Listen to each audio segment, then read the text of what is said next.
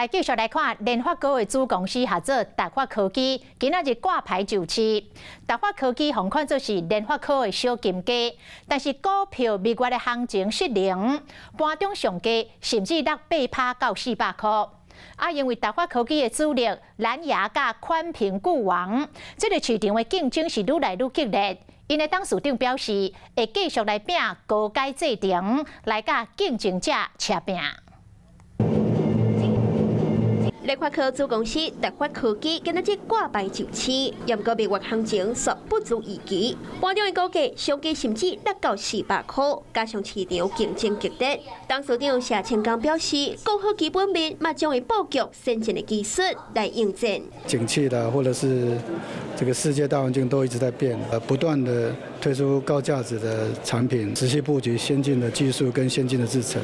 达发科表示，目前伫哪家宽屏固网和卫星导航3晶片系列，伫全球市场拢占有重要位置，将会继续锁定全球网通基础建设和高阶 AI 物联网的领域。来看哪家因新战场，联发科要公布产品的形态，强调 AI 收音降低噪音，马可加 ND 和助听的功能，上阵电子竞技和中倍族群。高通是扩大中阶音讯平台，除了耳机的装置，嘛研发 USB 收发器，更加强化降低音讯 ND 的效能。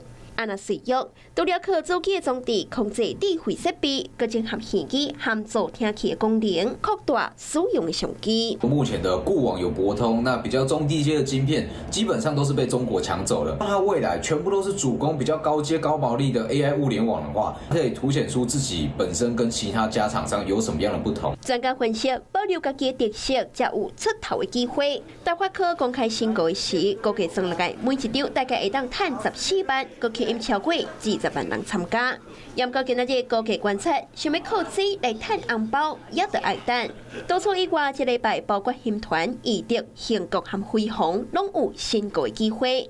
以新高价和昨的收盘价来比，会当赚2500到破万块。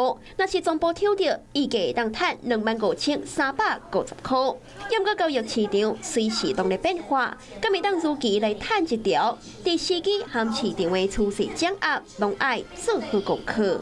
Hello， 我是雷亚，想要抢而先掌握最及时的新闻资讯吗？赶快订阅、按赞、开启小铃铛，锁定华视新闻 YouTube 频道。